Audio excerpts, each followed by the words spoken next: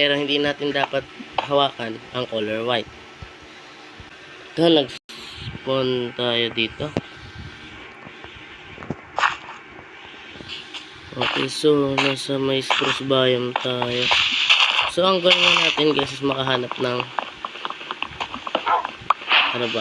diamond. So let's go. So yun, nakakuha na ako ng tools.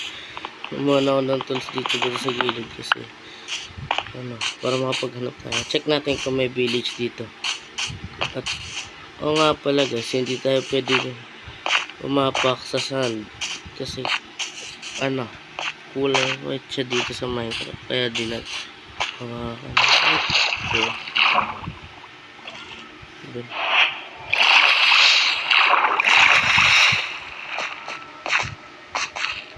So guys, mukhang wala akong makahanap dito na